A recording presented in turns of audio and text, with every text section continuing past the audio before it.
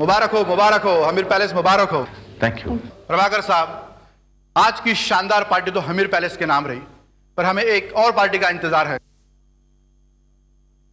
भाई, और किस पार्टी का इंतजार है आपको डॉक्टर साहब? हम चाहते हैं कि आप जल्द से जल्द 2 से 1 हो जाएं। भाई, फैसला तो हमने यही किया डॉक्टर साहब। अब एक अच्छी सी डेट देख करके ये अनाउंसमेंट भी कर देंगे। This calls for a celebration. Come on, cheer!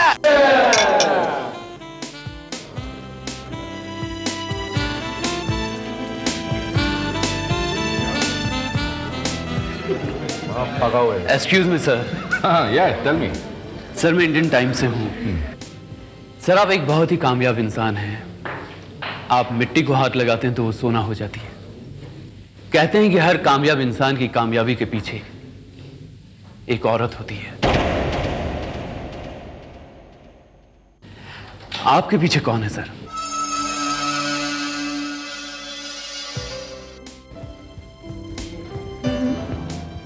जरा प्लीज सुनिए। हाँ, ये सच है। तो आपकी कामयाबी के पीछे अरे, मनीषा जी के सिवा और कौन हो सकता है? क्या ये सच है sir? Mister journalist. Excuse me sir, I am Venkat Sundaram. Venkat Sundaram, ये जिस कामयाबी की बात आप कर रहे हैं ना, वहां तक पहुंचने के लिए मुझे कितनी मुश्किलें, कितनी दुश्वारियों का सामना करना पड़ा है, ये सारी दुनिया जानती है। मेरा ये मतलब नहीं है सर। दरअसल मैं उस कामयाबी की बात कर रहा हूं जो आपने हमीर पैलेस को खरीद के की है। उस महल को खरीदने के पीछे क्या मकसद है आपका? मकसद नहीं, तमन्ना, आरजू। एक ऐसी आरजू जो बचपन से कहानियां सुनते सुनते मेरे दिल में जागी थी मिस्टर सुंदरम। हर इंसान महलों के ख्वाब देखता है। लेकिन सर, हर एक की आरजू तो पूरी नहीं होती। ख्वाब हकीकत में तो नहीं बदलते। ये महल हासिल करके आपको कैसा लग रहा है सर? भाई, एक आरजू पूरी हुई है, एक सपना साकार हुआ है। सुना है सर, कल आप उस महल में प्रवेश करने वाले। हमीर पैलेस में नहीं, बल्कि अपने ख्वाबों की दुनिया में। मनीषा, कितना अच्छा होता है अगर आज की रात तुम महल में मेरे साथ बिता दें। आऊंगी प्रभाकर, उस रात जिस रात तुम मुझसे शादी कर मुझे अपनी दुल्हन बनाकर लेकर आओगे। मैं तुम्हारी बात समझा नहीं। मेरा मतलब है कि आऊंगी, तुमसे मिलने आऊंगी और तुम्हारा हाल चाल पूछने आऊंगी। ओके? ओके। वंस अगेन, गृह प्रवेश मुबारक हो। Thank you.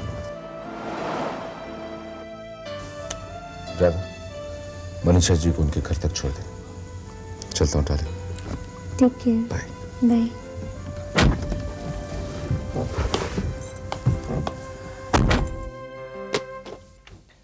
आइए हुजूर। तो ये बताओ कि तुम्हारा नाम क्या है? जी, मैं राम सिंह, इस महल का सबसे पुराना मुलाजिम। आपसे पहले जो लोग थे उनकी सेवा करता था।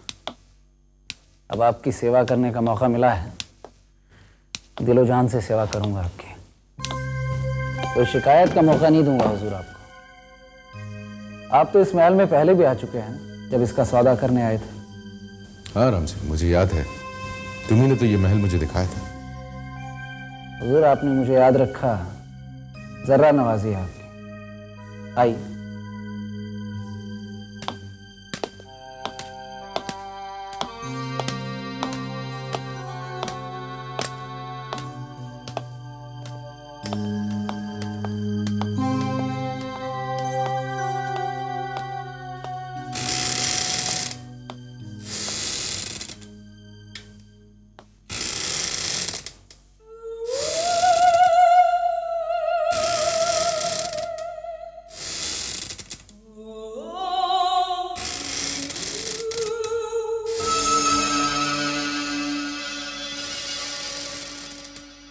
चलिए हुजूर।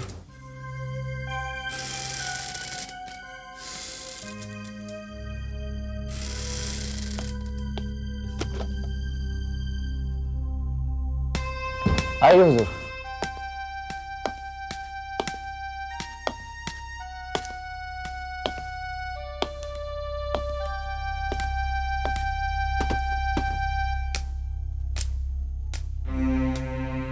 यह आपका कमरा जिसे खास तौर पर मैंने सजाया है।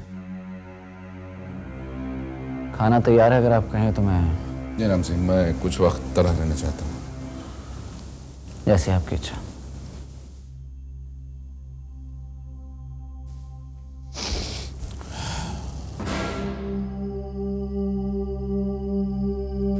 एक बात खास तौर से आपको कहना चाहता था। हर रात तकरीबन आधी रात को महल से दूर गिरजा नदी की पुल से एक रेलगाड़ी रात की खामोशी का सीना चीरते हुए चीखते चिंगारते गुजर जाती है। अजनबी लोग इससे अक्सर परेशान हो जाते हैं, लेकिन आपको परेशान होने की जरूरत नहीं। बहुत अच्छा किया जो तुमने हमें बता दिया राम सिंह। तुम जा सकते हो। चलता हूं। राम राम।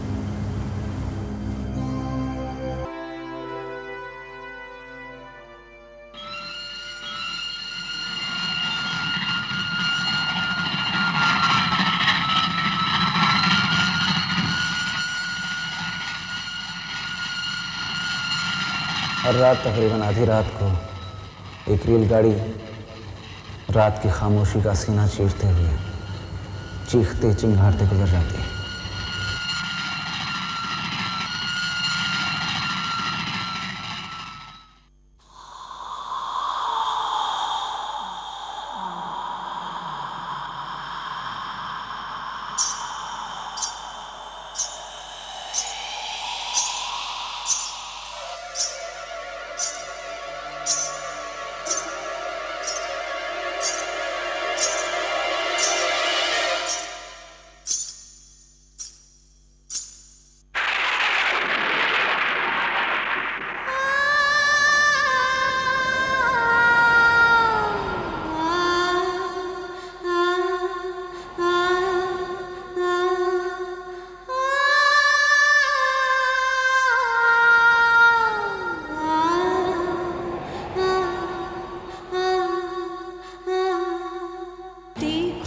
सिसकने लगी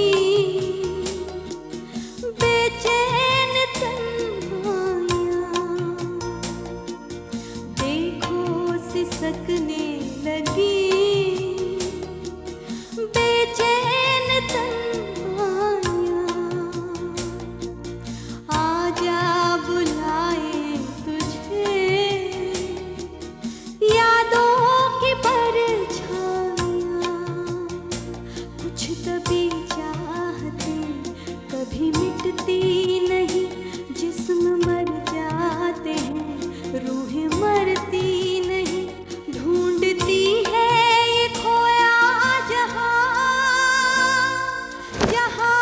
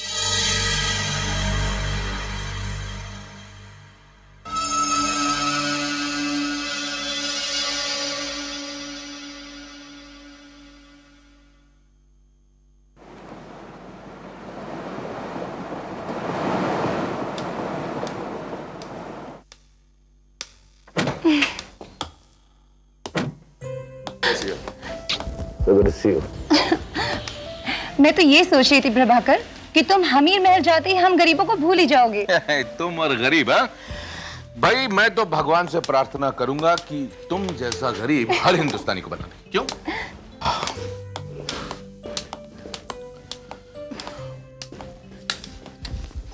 और बताओ प्रभाकर, महल में तुम्हारी रात कैसे कटी? मनीषा, किसी ने सच कहा है, इंसान महल तो खरीद सकता है, कीमती बिस्तर भी खरीद सकता है, लेकिन नींद नहीं खरीद सकता। लगता है तुम रात भर सोए नहीं। ठीक कहा तुमने। दूर जैसे नदी के पुल से रेलगाड़ी की आवाज आती है ना, रात के सन्नाटे में उस रेलगाड़ी की चिंगाड़ ऐसी लगती है मनीषा, जैसे जैसे कोई बहुत ही मासूम लड़की रो रो के फरियाद कर रही हो। वाह वाह, क्या मिसाल दी है। ऐसा लगता है हमीर महल में जाकर राजकुमार प्रभाकर साहब कवि बन गए हैं। अच्छा, तो इसके अलावा? इसके अलावा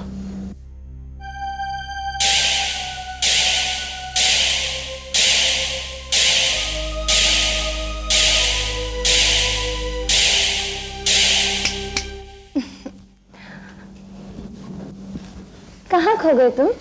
मनीषा, मैं चाहता हूं कि तुम मेरे साथ चलो।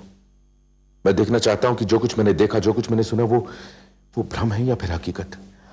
क्या देखा और क्या सुना तुमने? ये तो तुम्हें खुद ही पता चल जाएगा जब तुम आओगी। वैसे तुम्हें आज रात नहीं, कुछ दिन इंतजार कर लो, फिर हमेशा तुम्हारे साथ रहूंगी। मनीषा, मैंने भी बेकार में दुनिया भर के झंझट पाल रखे हैं।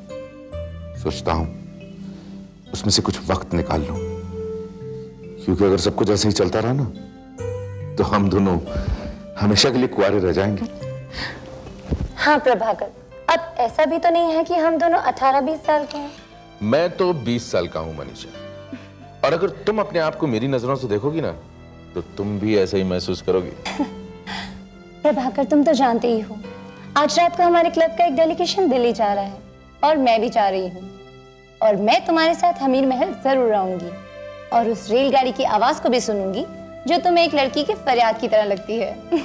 ओके, अब मैं नाश्ता लगा देती हूँ, तुम आके नाश्ता कर लो। ओके? या।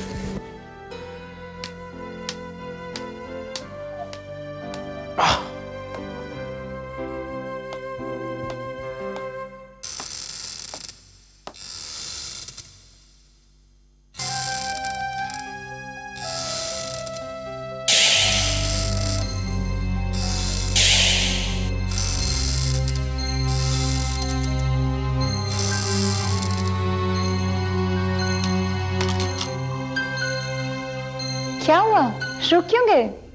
कुछ नहीं।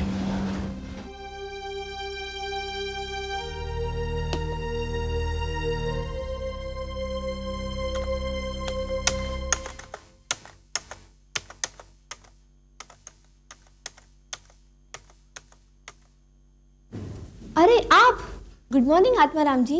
Good morning Julie. Mehta sahab हैं? मेरे ख्याल से आपको इस महीने का चेक तो मिल ही गया होगा। हाँ, मिल तो गया है, फिर भी हम उनका शुक्रिया अदा करने आए हैं। Okay, just a moment. Atmaram ji आए हैं। यस सर, आप जाइए, मिल लीजिए उनसे प्लीज। Thank you Jully. अरे आत्माराम जी, हाँ आइए प्लीज। आपने आने की तकलीफ कैसे की? बैठिए ना प्लीज। अब बरसों से हमें ये बात कहते आए हैं और बरसों से इसे सुनकर हम आपका शुक्रिया अदा करने आते हैं। इस बात को हम कैसे भूलें कि हमारी अपनी ही औलाद हमसे मुंह मोड़कर हमें छोड़कर चली गई। ऐसे में अगर आपने हमें सहारा न दिया होता तो न जाने हमारा क्या होता। और आप मदद भी किसकी कर रहे हैं? उन लोगों की जिनकी औलाद ने आपके साथ धोखा किया है। कैसा रिश्ता निभा रहे हैं आप। सच, लोग सचमुच सच कहते हैं कि आप दोस्तों की नहीं, दुश्मनों की भी मदद करते हैं। देखिए आत्माराम जी, इस बात को भूल, ये बात बहुत पुरानी हो चुकी है। आप मुझे अपनी औलाद समझें, और बेहतर ये होगा कि आप ये जो शुक्रिया अदा करने के लिए यहां तक आए हैं, यहाँ ना आया कीजिए। अगली बार मैं खुद आ जाऊंगा आपको मिलने। आप? क्यों? क्या आप मुझे अपना बेटा नहीं समझते? बेटा, तुम तो बेटे से भी बढ़कर हो। भगवान तुम्हें खुश रखे बेटा।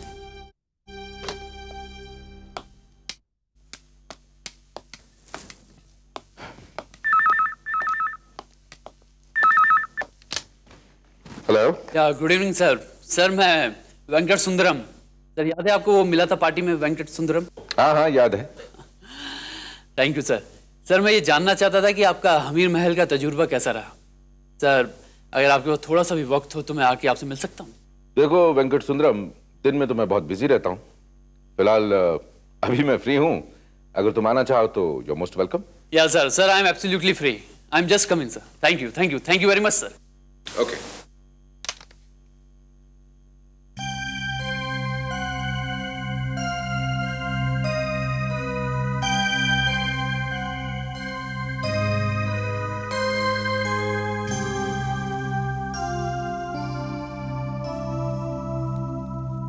सर, मैंने अपनी जिंदगी में महल तो बहुत देखे हैं, लेकिन इस अमीर महल की तरह कोई महल नहीं देखा। ब्यूटीफुल। इससे आपकी सोच और आपकी पसंद का अंदाजा लगाया जा सकता है। Anyway, congratulations. Thank you young man, thank you very much. ये बताइए कि आप क्या लेंगे? वैसे मैं हार्ड लेकर खुद तो नहीं लेता हूं, लेकिन एक अच्छा होस्ट साबित होने की कोशिश करूंगा। No sir, thanks. ऐसे मौकों पे मैं नींबू पानी से काम चला लिया करता हूं। ओके।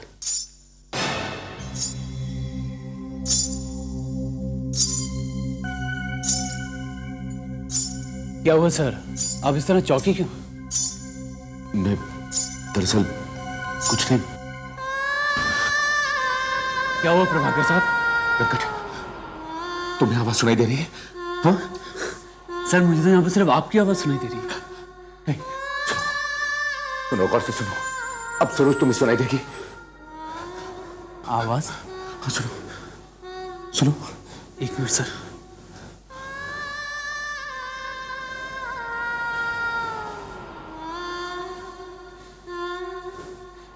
कुछ नहीं सर, कुछ नहीं। साहब,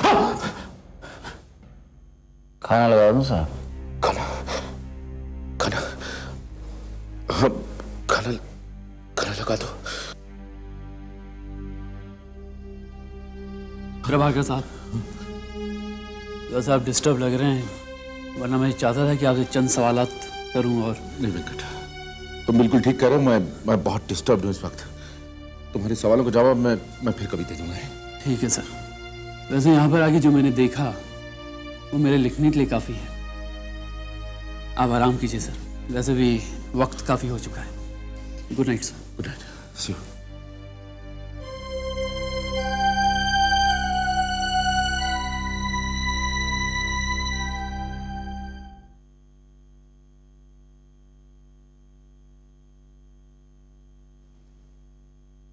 साहब, ये दवा पी लीजिए, आराम से नींद आ जाएगी।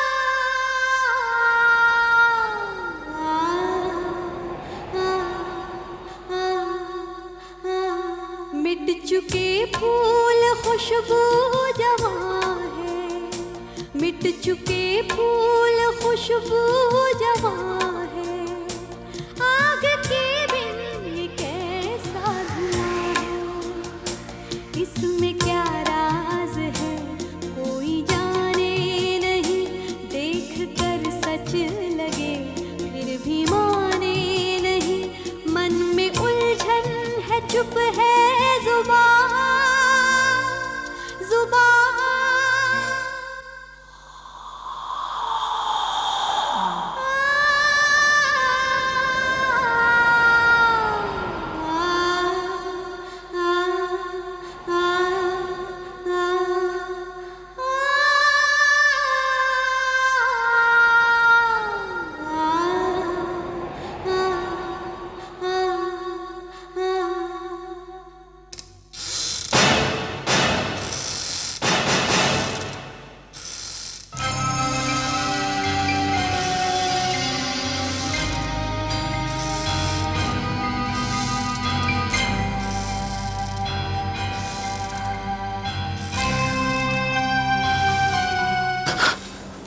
तुम? अरे साहब आप, क्या बात?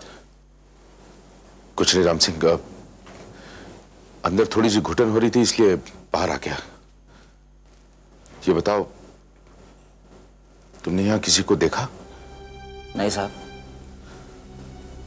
यहां कोई कैसे आ सकता है? ठीक है, तुम जाओ।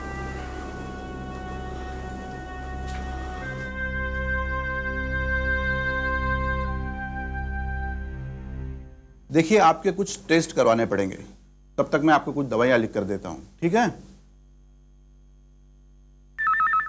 Excuse me. हेलो, हाँ प्रभाकर साहब कहिए। नहीं कहिए, आप कहिए। हाँ वैसे थोड़ा बिजी तो हूं मैं, पर आप कहिए क्या बात है। अच्छा ठीक है, मैं पहुंचता हूं। नहीं नहीं 10 मिनट में पहुंचता हूं, ओके?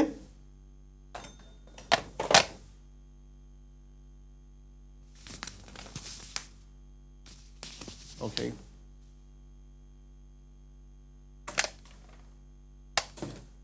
हेलो प्रभा, हाँ मैं बाहर जा रहा हूं, आज के सारे अपॉइंटमेंट्स कैंसिल कर दो, ओके?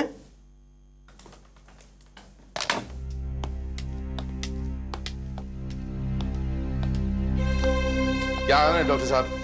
वेलकम। प्रभाकर साहब, सबसे पहले तो यह बताएं कि प्रॉब्लम क्या है। माना कि मैं आपका दोस्त हूं, लेकिन कोई भी आदमी अपने डॉक्टर दोस्त को बिना प्रॉब्लम के नहीं बुलाता। आप बिल्कुल ठीक कह रहे हैं डॉक्टर साहब। दरअसल मेरी आपसे एक रिक्वेस्ट है। मैं जो कुछ आपसे बताने जा रहा हूं ये बात आप अपने तक ही रखिएगा। ऐसी क्या बात है प्रभाकर साहब? डॉक्टर साहब, मैं जब से इस महल में रहने आया हूं, मुझे अजीब अजीब सी आवाजें सुनाई देती हैं, साए नजर आते हैं, हवा में कभी दुपट्टा लहराता हुआ दिखाई देता और कभी तो ऐसे लगता है जैसे कोई गाना गा रहा है। प्रभाकर साहब, आपके अलावा और लोग भी तो इस महल में रहते होंगे। जी हाँ, बहुत से लोग रहते हैं। फिर उन्हें भी यह सब कुछ दिखाई देता है या सुनाई देता है? नहीं डॉक्टर साहब, उनमें से ना किसी ने कुछ सुना और ना ही किसी को कुछ दिखाई दिया। मैं समझ गया आपकी प्रॉब्लम। प्रभाकर साहब, इसकी 2 वजह हो सकती है। एक तो आप दिमागी तौर पर इतने ज्यादा उलझ गए हैं कि उस उलझन की वजह से आपको यह सब सुनाई देता है या दिखाई देता है, या इसकी दूसरी वजह यह हो सकती है कि कभी कभी बचपन में आदमी के दिमाग पर कुछ कहानियां या कुछ घटनाएं इतना ज्यादा इंपैक्ट करती है कि बड़ा होने के बाद में उसे वही चीजें दिखाई देती है। अब आप तो ये भी जानते हैं कि ऐसा सब कुछ होना मुमकिन नहीं है, बल्कि नामुमकिन है। साहब, आप बिल्कुल ठीक कह रहे हैं। अब देखिए ना, कल रात को मैं यहां से बाहर गया तो सिक्योरिटी वाले ने मुझे आवाज दी, तो मैंने जब उससे पूछा कि उसे कुछ सुनाई दिया या दिखाई दिया, उसने ना में जवाब दिया। मैं समझ गया आपकी प्रॉब्लम। इस महल में आके आपकी नींद पूरी नहीं हो रही है, और ये जो सब कुछ आप देख रहे या सुन रहे हैं, ये आपके थके हुए जहन का नतीजा है। मैं कुछ टैबलेट्स और गोलियां आपके लिए भिजवा देता हूं, मुझे लगता है आज के बाद में सब कुछ ठीक हो जाएगा। डॉक्टर साहब, आपका बहुत बहुत शुक्रिया, really thank you very much. मैं सचमुच बहुत परेशान हो गया था। अब देखिए ना, भगवान जब कामयाबी देता है तो उस कामयाबी के साथ साथ दोस्त तो देता ही है, लेकिन दुश्मन भी दे देता है। अगर मेरी ऐसी किसी कमजोरी का... नहीं प्रभाकर साहब, ये सब बातें अपने दिमाग से निकाल दीजिए, और मैं आपको पूरे 1 हफ्ता आराम की सलाह देता हूं। उसके बाद आप एकदम फिट हो जाएंगे। Thank you very much doctor, thank you.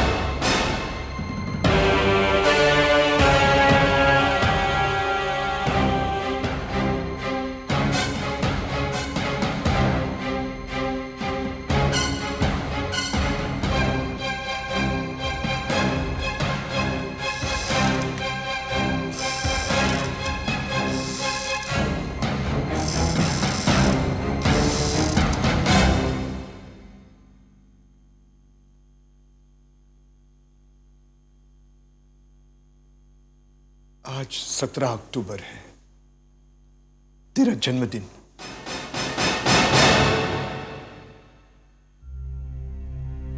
हमसे बिछड़कर इस शहर को छोड़े हुए तुझे 20 साल बीत गए। भगवान न करे तेरी जैसी बेटी किसी भी माँ बाप को मिले। अरे कैसी बेटी थी तू हमारी। क्या यही तालीम दी थी हमने तुझे? रुपयों की लालच में आके तूने प्रभाकर मेहता जैसे नेक इंसान को धोखा दिया। इस शहर से भागते हुए तूने मुड़कर देखा तक नहीं कि हम लोगों पे क्या बीतती है। तू जैसी भी है हमारी औलाद है। तुझसे लाख नफरत सही, मगर ममता के आगे तो झुकना ही पड़ता। आत्माराम जी। प्रभाकर जी आप? अरे प्रभाकर जी, आपने क्यों तकलीफ की? मुझे बुला लिया होता। आज उसका जन्मदिन है। ये हमारी बदनसीबी नहीं तो और क्या है? कि हम उसे कोसने के सिवा और कुछ नहीं कर सकते। आत्माराम जी, इधर कुछ दिनों में क्या प्रिया ने आपसे संपर्क किया था? संपर्क किया? अगर संपर्क किया होता तो क्या इस तरह हम उसकी तस्वीर को सामने रखकर यूं रोते? 20 साल बीत गए, न जाने आज वो कहां होगी, जिंदा होगी या? जब तक अपनी आंखों से उसकी लाश को देख न ले हम, तब तक उसकी मौत का यकीन तो नहीं कर सकते ना हम। मगर आपने आने की कैसे तकलीफ की? अरे मैं तो बस यहाँ नजदीक से ही गुजर रहा था आत्माराम जी, सोचा आप लोगों को मिलता चलो।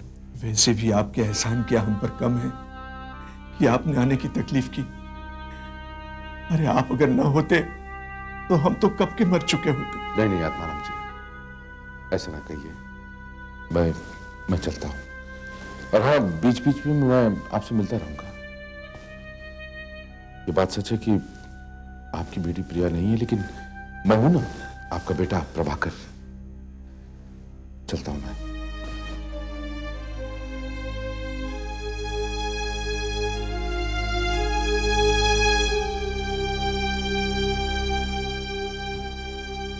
देखा कैसे फरिश्ते जैसे इंसान को धोखा दिया है हमारी बेटी ने। अगर दूसरा कोई होता तो हमारी सूरत तक नहीं देखता। एक ये है जो आज तक उस रिश्ते को निभाता चला आ रहा है। माँ बाप अपनी औलाद को कभी बद्दुआ नहीं देते, लेकिन रिया जैसी औलाद के लिए बद्दुआ किसी और कुछ निकल ही नहीं सकता।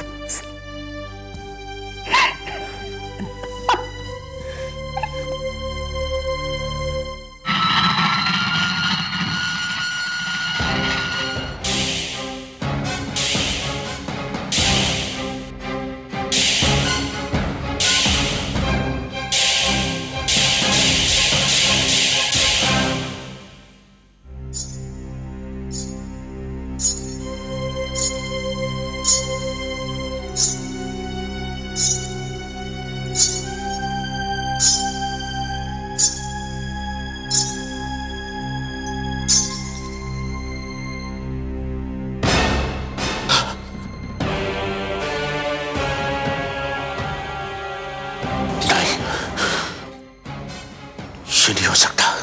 क्या नहीं हो सकता प्रभाकर? तुम वो नहीं हो सकती।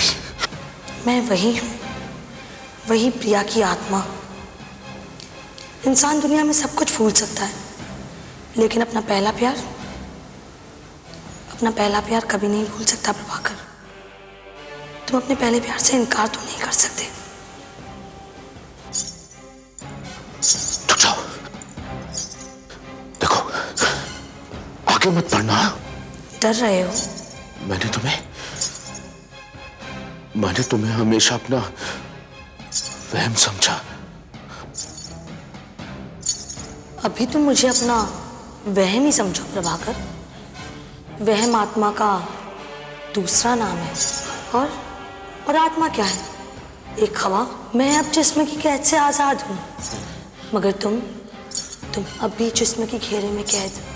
और जब तक तुम इस शरीर के बंधन से आज़ाद नहीं हो जाते, हमारा मिलन नहीं हो सकता। जब तक तुम एक आत्मा नहीं बन जाते, ये कहानी खत्म नहीं हो सकती प्रभाकर।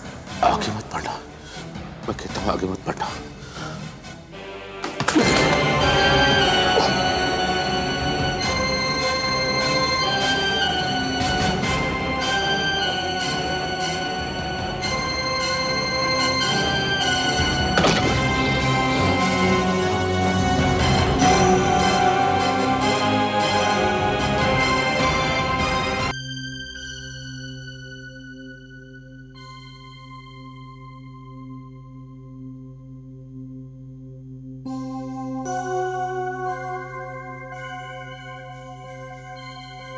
प्रिया? मैं प्रिया नहीं, मनीषा हूँ। मनीषा? क्या हुआ प्रभाकर? बहुत परेशान लग रहे हो। ठीक तो हो? मैंने तुम्हें कितने फोन किए, लेकिन किसी एक का भी जवाब नहीं मिला। मुझे परेशान होकर यहाँ आना पड़ा। पहले तो आप मुझे ये बताइए, आप उस वक्त वहाँ क्या कर रहे थे? मनीषा, मुझे लगा जैसे किसी ने मुझे आवाज दी। मैं उस आवाज की तरफ बढ़ा, लेकिन उसके बाद क्या हुआ मुझे पता नहीं। सच, डॉक्टर ने आपको आराम करने को कहा था ना, आपने उनकी बात भी नहीं मानी। अब 1 हफ्ते तक मैंने आपकी सारी अपॉइंटमेंट्स कैंसिल कर दी हैं। ना तो आप ऑफिस जाएंगे और ना ही आपसे यहाँ मिलने कोई आएगा। Is it clear? अब मैं तुम्हारे साथ रहूंगी।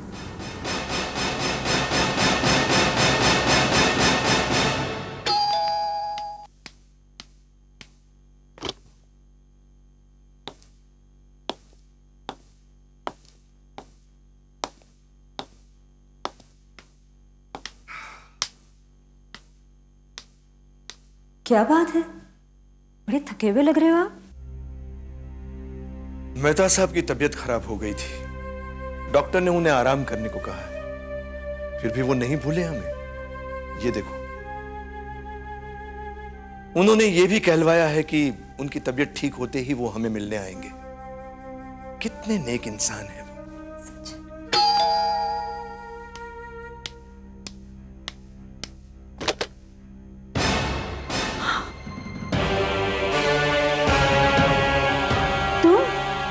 कौन?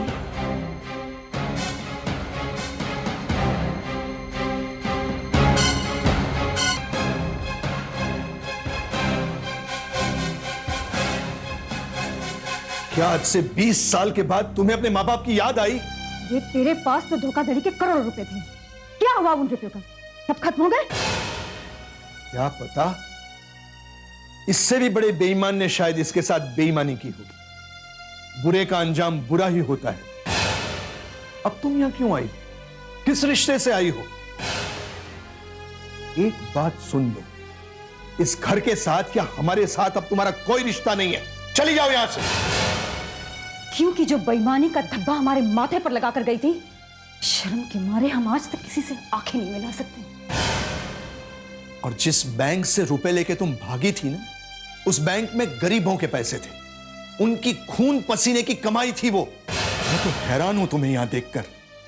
अरे उन गरीबों की हाय, उनकी बद्दुआएं तुम्हें खा क्यों नहीं गई? अब चुपचाप खड़ी क्या हो तुम? तुम्हें क्या यह लगता है कि हम लोग आगे आके तुम्हें गले लगा लेंगे? पिछले 20 साल से एक एक दिन हमने तुम्हारी एक एक याद को वक्त की आग के हवाले किया है। अरे बेटियां क्या तेरे जैसे होती है?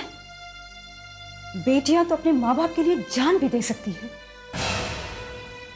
और भगवान के लिए कभी ये मत कहना कि मैं तुम्हारी बेटी हूं। आपने सच कहा, मैं आपकी बेटी नहीं हूं। क्या? तो तुम हमारी बेटी नहीं हो तो क्या उसकी आत्मा हो? ना ही मैं आपकी बेटी हूं, ना ही उसकी आत्मा, और ना ही मेरा नाम प्रिया है। मेरा नाम अमिता है, अमिता भार्गव। अमिता भार्गव? ये सच कह रही है अंकल।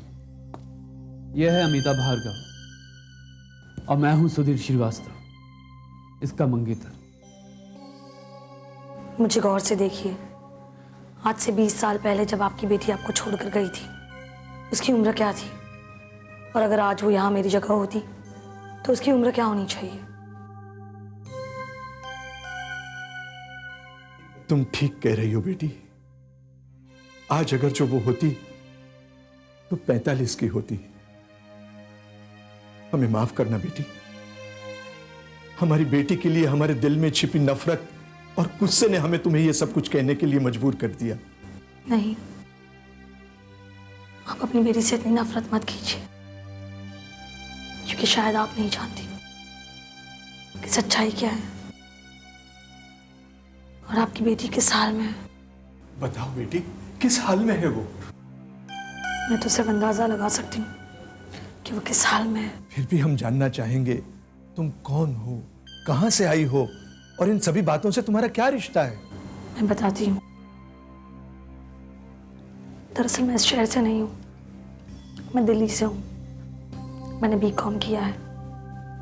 मेरे माँ बाप एक बैंक में काम करते हैं। इन तमाम बातों से मेरा बहुत ही गहरा रिश्ता है, बल्कि मेरी जिंदगी जुड़ी हुई है। बड़ी अच्छी बात है, एक खौफनाक सपना मेरा पीछा करता आ रहा है। मैं देखती थी उसे ख्वाब में।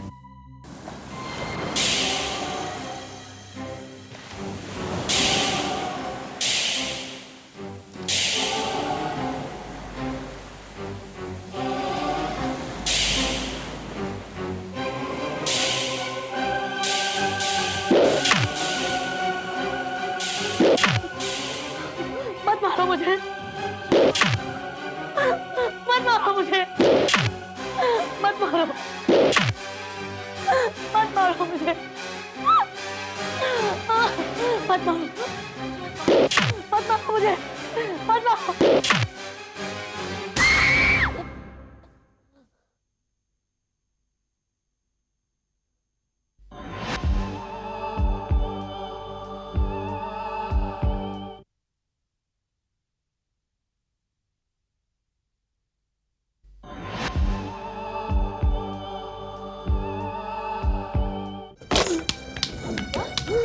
क्या हुआ बेटी?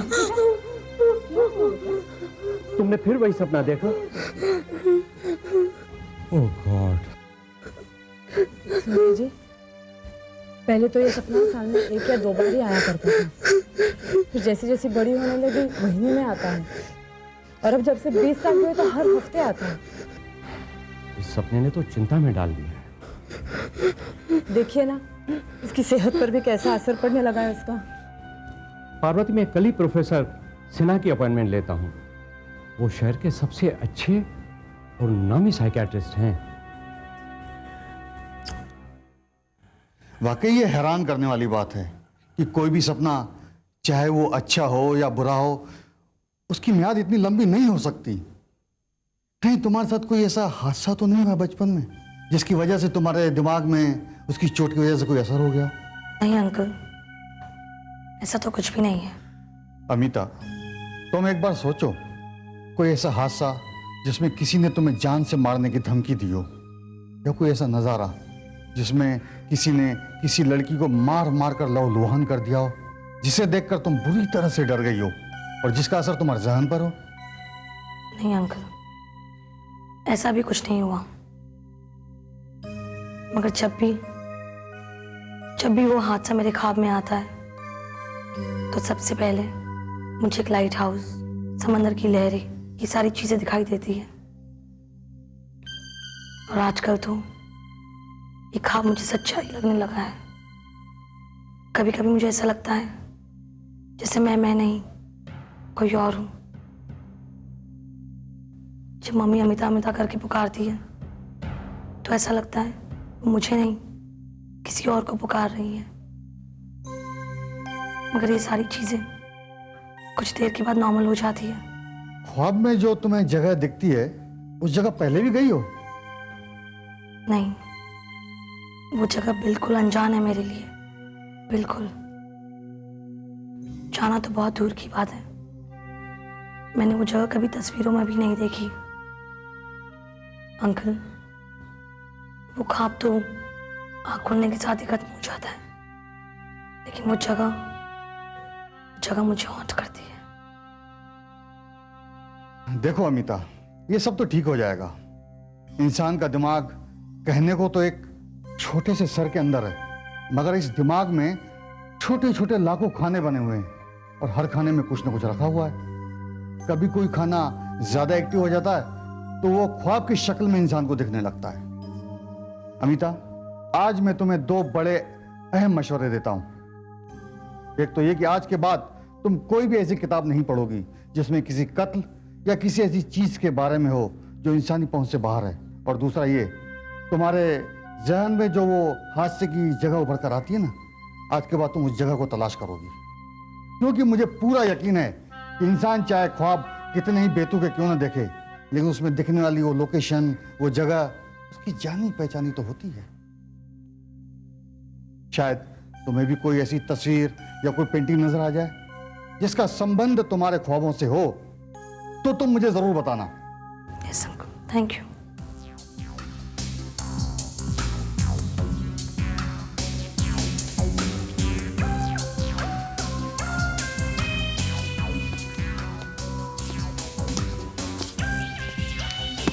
Thank you.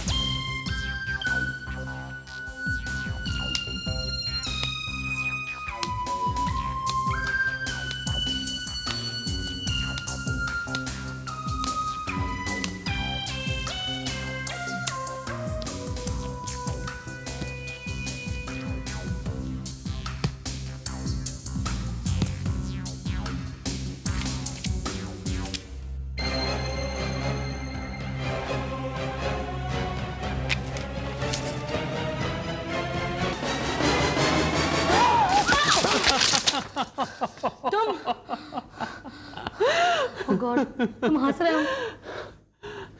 मैं तो डर गई। मैं समझी ये सपने वाला। अमिता, तुम सपने वाली बात को इतना सीरियसली क्यों लेती हो? देखो, मैं और तुम दोनों बचपन से एक दूसरे को जानते हैं और मैं अच्छी तरह जानता हूं कि तुम्हारे साथ ऐसा कोई हादसा नहीं हुआ, लेकिन तुम उस सपने वाली बात को लेकर इतने परेशान रहती हो। जानती हो, उससे ज्यादा, सबसे ज्यादा नुकसान मेरा होता है। वो कैसे? वो ऐसे है, इससे पहले हम कितनी अच्छी अच्छी जगह मिला करते थे, गार्डन्स, रेस्टोरेंट्स, मूवी थिएटर्स, लेकिन अब मुझे तुमसे मिलना है या तो लाइब्रेरी आना पड़ता है या बुक स्टॉल। और वो प्रोफेसर सिन्हा ने तुम्हें क्या कह दिया कि तुम तो स्टोन एज में पहुंच गए। धीर, मैं कैसे समझाऊं तुम्हें, मैं ये सब क्यों कर रही हूँ? सपनों की मायाजाल से निकलना मेरे लिए बहुत जरूरी है। अगर मैं इस ख्वाब की दुनिया से नहीं निकली तो पता नहीं क्या होगा। तो मेरी दिमागी हालत को नहीं जानते सुबह। अमिता, इतना गंभीर होने की कोई जरूरत नहीं है। देखो, मैं तुमसे प्यार करता हूं और मैं चाहता हूं कि तुम इस सपने से बाहर आओ ताकि हम अपने प्यार की सपने की दुनिया बसा सकें। देखो, मैं तुम्हारे लिए बहुत सारी चीजें इकट्ठी की हुई हैं, चलो मेरे साथ। कहाँ? अरे तुम आओ तो सही है, कब?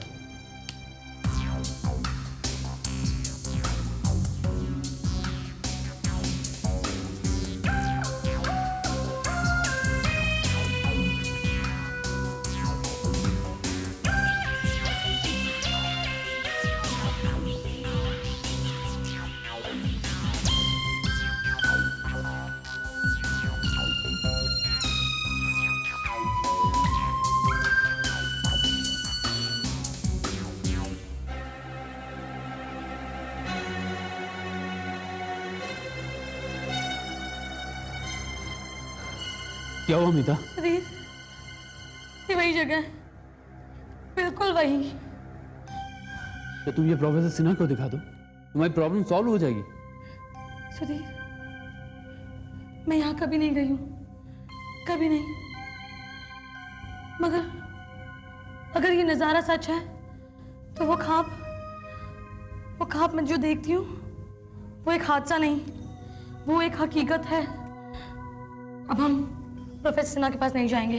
तो अब तो मेरे साथ चलोगे, मेरे साथ।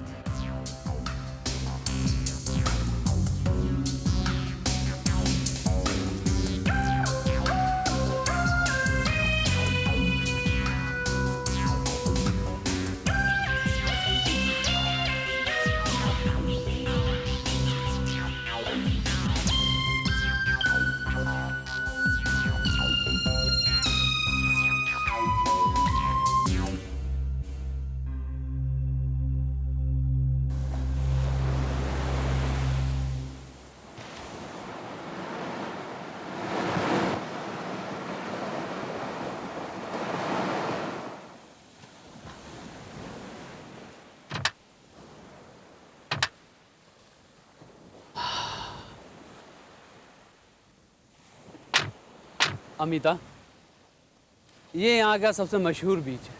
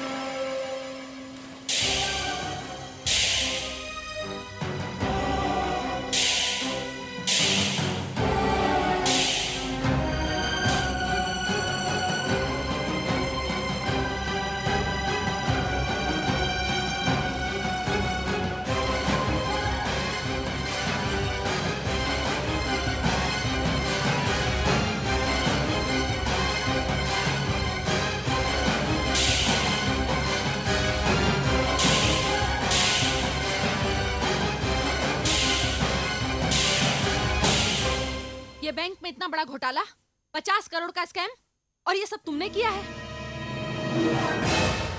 हाँ, मैंने किया है। लेकिन वेकिन की गुंजाइश नहीं है प्रिया। फिर भी तुम छुप नहीं सकते प्रभाकर, तुम पकड़े जाओगे। मैं पकड़ा जाऊंगा? जेल होगी मुझे, जिंदगी बर्बाद हो जाएगी मेरी। क्या तुम यही चाहती हो प्रिया? मेरे चाहने ना चाहने से क्या होता है प्रभाकर? तुम प्यार हो मेरा, हमारी शादी होने वाली है, तुम मेरी लाइफ पार्टनर बनोगी। और फिर प्रिया, आज तक जो कुछ मैंने किया है उसमें हमेशा तुमने मेरा साथ दिया है, तो इस काम में क्यों नहीं? नहीं प्रभाकर, ये नहीं हो सकता। देखो प्रिया, ये काम मैंने अकेले नहीं किया है। इस स्कैम में तुम्हारा भी नाम शामिल। क्या? देखो प्रभाकर, अगर मुझ पर कोई इल्जाम आया ना। नहीं प्रिया, नहीं। तुम्हारी इज्जत मेरी जान से भी ज्यादा कीमती है। लेकिन हाँ, इस प्रॉब्लम का एक हल है मेरे पास, जिससे सांप भी मर जाएगा और लाठी भी नहीं टूटेगी। मैं कुछ समझी नहीं। मैं समझा दूं। स्कैम तो हो चुका प्रिया, स्कैम का सारा रुपया भी मेरे पास आ गया है, लेकिन अकाउंट्स में जितनी भी गड़बड़ हुई है वो तुमने की है। यानी कि तुम्हारी राइटिंग और तुम्हारे सिग्नेचर्स। प्रभाकर, लेकिन देखो, एक ही रास्ता है। वो क्या? तुम्हारी जिंदगी का हाल।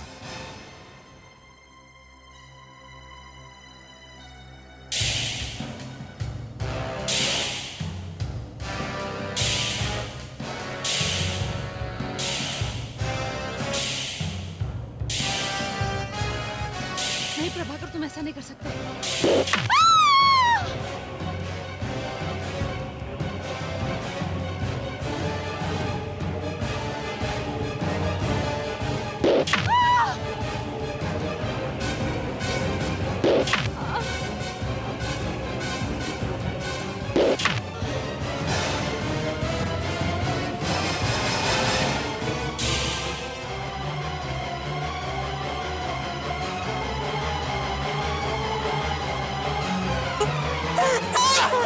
अमिता क्या हुआ? अमिता क्या हुआ? क्या हुआ? क्या हुआ अमिता? क्या हुआ? क्या हुआ अमिता? सुधीर, सुधीर दरअसल जो ख्वाब मेरा पीछा किया करता था वो ख्वाब नहीं है, वो एक सच्चाई है, हकीकत है। मुझे सब कुछ याद आ गया, सब कुछ याद आ गया मुझे सुधीर।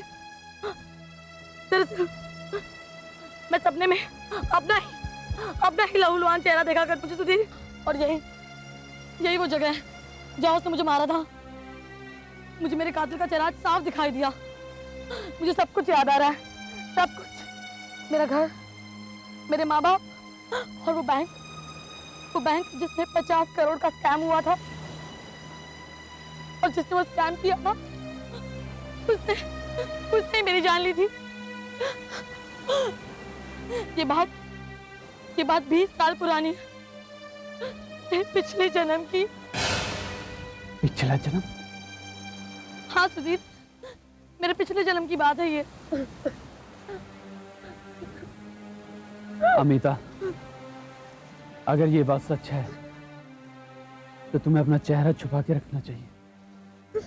अगर तुम्हारे कातिल की निगाहें तुम पे पड़ गई तो वो फिर से तुम्हें मार सकता है।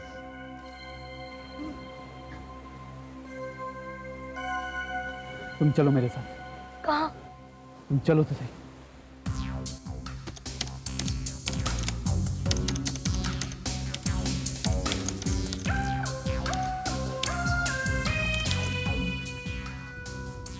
प्रिया आत्माराम, बैंक स्कैम के एक प्रमुख अभियुक्त जो करोड़ों रुपए लेकर फरार हो गए। बैंक स्कैम के victim bank manager Prabhakar Mehta.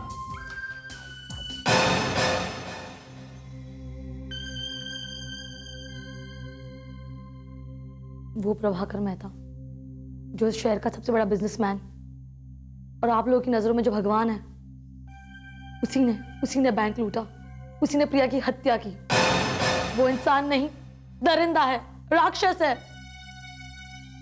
उसने प्रिया की हत्या कर बैंक स्कैम का सारा इल्जाम उसके सर थोप दिया और कहा कि वो रुपए लेके भाग गई, और खुद करोड़ों रुपए हत्या कर इस शहर का सबसे बड़ा आदमी बन बैठा है।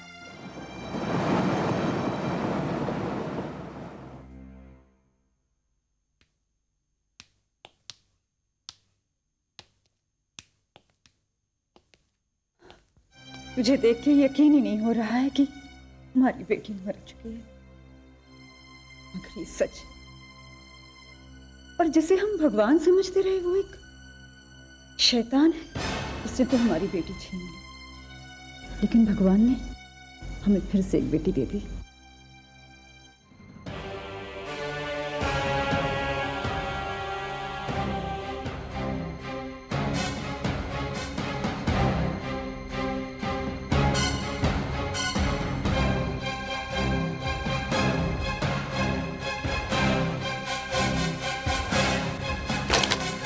प्रभाकर मेहता, तुम अपने आप को दुनिया के सबसे अक्लमंद इंसान समझते थे। आज 20 साल बाद पता चला कि तुमसे भी ज्यादा कोई अक्लमंद है जो तुम्हारे साथ इतना बड़ा खेल खेल रहा है। अब इस खेल को खत्म करने का वक्त आ गया है। हाँ प्रभाकर मेहता, वक्त आ गया है।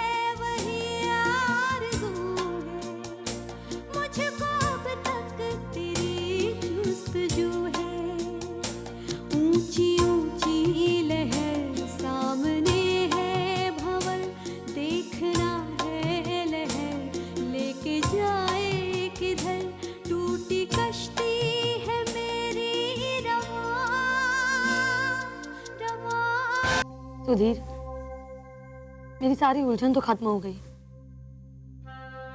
मेरे ख्वाब की सच्चाई और हकीकत भी मैंने जान ली। लेकिन अब मैं सिर्फ अमिता भार्गव नहीं हूँ, मैं प्रिया आत्माराम भी हूँ। अमिता ने तो सारी सच्चाई जान ली, लेकिन अब जो करना है वो प्रिया को करना है। मेरे बूढ़े माँ बाप जो अपनी बेटी को गलत और उसके कातिल को सही समझते रहे, इस तरह वो उस कमीने के जुल्म का शिकार बने। मेरी निर्मम हत्या और न जाने कितने पाप किए होंगे उसने। इस शहर को उसके जुल्मों से बचाना है। कौन देगा उसे सजा, अमिता या प्रिया?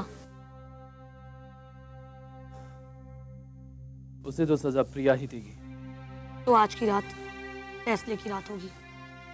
आज की रात वो उस महल में खुद प्रिया के सामने एक बाले जुर्म करेगा। और सुधीर, तुम उस वक्त वहां पहुंचना जब वो रेल नदी के पुल से रात की खामोशी का सीना चीरती हुई चीखती चिंगारती गुजर जाएगी। लेकिन अमिता, तुम अपना ख्याल रखना। दुश्मन चालाक ही नहीं, बहुत खतरनाक भी है। कभी भी कोई भी चाल चल सकता है। अब कोई गुंजाइश नहीं रही चाल चलने की। मुझे देखकर उसके होश उड़ जाएंगे। वो हमारी चालों से बेखबर खुद अपने बिछाए हुए जाल में फंस जाएगा।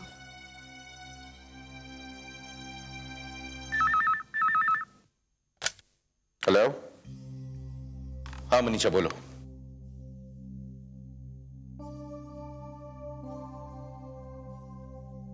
नहीं मनीषा, वैसे चाहता तो हूं कि तुम आ जाओ, लेकिन मुझे इस वक्त इस महल में बहुत घुटन महसूस हो रही है, इसलिए मैं थोड़ी वक्त के लिए समुद्र के किनारे जा रहा हूं। कहा ना, थोड़ी देर में वापस आ जाऊंगा, समझे?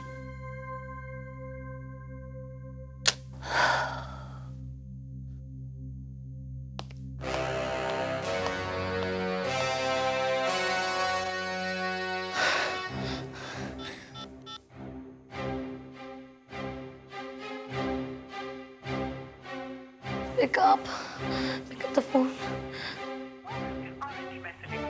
God, voicemail. The voicemail box. Please leave your message after the tone. Thank you. Hello Sudhir, Amita बात कर रही हूँ। प्लान थोड़ा चेंज हो गया है। प्रभाकर समंदर की तरफ जा रहा है, मैं उसके पीछे वहीं जा रही हूँ। तो तुम भी वहां पहुंचो, ओके? क्या करूं?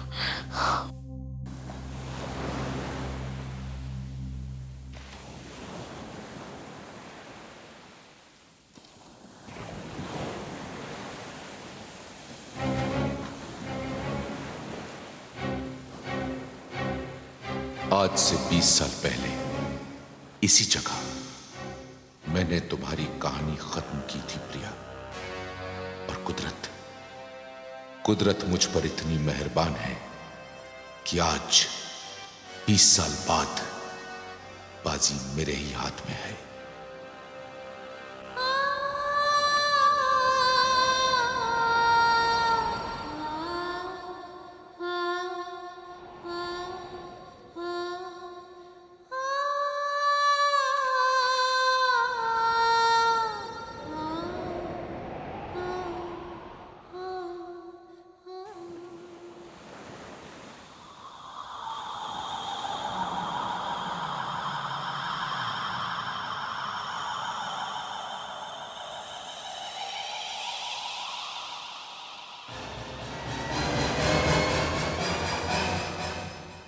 प्रिया, हाँ, तुम्हें क्या लगा था कि मुझे पता नहीं चलेगा कि तुम कहाँ जा रहे हो? प्रभाकर, मैं कोई जिंदा इंसान नहीं, मैं आत्मा हूँ, प्रिया की आत्मा, जिसे तुमने 20 साल पहले इसी जगह, इसी कश्ती के पतवार से लहू लुहान करके मार दिया था। तुम क्या समझे थे कि तुम अपने गुनाह को दुनिया से छुपा लोगे? हाँ, यही लगता था मुझे। मैं बहुत खुशकिस्मत हूं प्रिया कि मुझे 20 साल बाद उसी लड़की को दोबारा मारने का मौका मिल गया। ना उस वक्त किसी को पता चला था, ना इस वक्त किसी को पता चलेगा। तुमने प्रभाकर मेहता को मारने के लिए दूसरा जन्म दिया, लेकिन तुम्हारा यह जन्म अकारण रह गया। अब तुम्हें प्रभाकर को मारने के लिए तीसरा जन्म लेना पड़ेगा। नहीं प्रभाकर, अब ऐसा नहीं होगा, क्योंकि 20 साल पहले जो प्रिया यहाँ आई थी वो तुमसे प्यार करती थी, तुम पर विश्वास करती थी, और तुमने उसके विश्वास को धोखा दे दिया। उस गरीब को अपने गुनाह में शामिल करके उसे धोखे से यहाँ बुलाकर उसकी जान ले ली। हाँ, आज से ठीक 20 साल पहले मैंने इसी जगह पर प्रिया आत्माराम, जो मेरी महबूबा थी, उसका कत्ल किया था। और आज ठीक 20 साल बाद इसी जगह पर अमिता भार्गव का कत्ल करने जा रहा हूं। चौंक क्यों गई? मेरा नाम प्रभाकर मेहता है और मेरे ये हाथ बहुत लंबे हैं। मुझे फांसने के लिए जो जाल तुमने महल में बिछाया था, मैंने उस बाजी को पलटा दिया है, और इसीलिए तुम्हें जानबूझकर बहकाकर महल से समुद्र के किनारे ले आया, जहां मौत तुम्हारा इंतजार कर रही है। शायद तुम ये नहीं जानती कि बस थोड़ी ही देर के अंदर ये समुद्र का पानी यहां आएगा और तुम्हारी लाश को अपने आप में समूह कर ले जाएगा। ठीक उसी तरह जिस तरह 20 साल पहले ये समुद्र का पानी प्रिया की लाश को समूह कर ले गया था। प्रभाकर मेहता, तुम क्या समझते हो? इस कश्ती की पतवार के सामने मैं अपना सर झुका लूंगी? नहीं, बिल्कुल नहीं, क्योंकि इस बार मैं कश्ती की पतवार का इस्तेमाल नहीं करूंगा, बल्कि साइलेंसर लगी इस पिस्तौल का इस्तेमाल करूंगा। बड़ी खामोशी से गोली चलेगी और फिर एक चीख हवा में गूंजेगी, तुम्हारी चीख, और उसके बाद सब कुछ खामोश हो जाएगा, बिल्कुल इस रात की खामोशी की तरह। अमिता भार्गव, तुम्हारे प्लान के मुताबिक सारे लोग इस वक्त महल में होंगे, इसलिए उन्हें पता भी नहीं चलेगा कि तुम्हारे साथ अंजाम क्या हुआ। हे, भागने की कोशिश मत करना, समझी?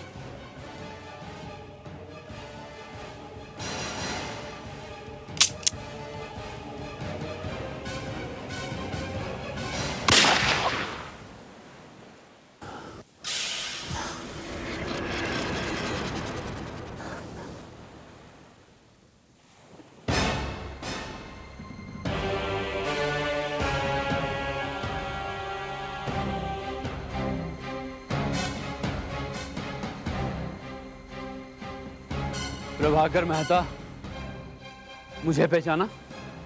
मैं वेंकट सुंदरम नहीं, सुधीर श्रीवास्तव, इंडियन टाइम्स का रिपोर्टर और अमिता का मंगेतर। तुम्हारा खेल खत्म हुआ। हर जालिम को अपना हिसाब कभी ना कभी चुकाना पड़ता है। जिनकी जमा पूंजी तुम हजम कर चुके हो, तो इस प्रिया की हाय है कि तुम्हें फांसी के फंदे तक पहुंचाएगी। लोग ये क्यों भूल जाते हैं कि उन्हें इस जन्म का हिसाब इसी जन्म में चुकाना पड़ता है। प्रभाकर, अब मुझे कोई तीसरा जन्म नहीं लेना पड़ेगा, क्योंकि तुम्हारे इस जन्म का हिसाब इसी जन्म में चुकता हो गया। मिस्टर मेहता, हिलने की कोशिश मत करना, गिरफ्तार कर लो इन्हें।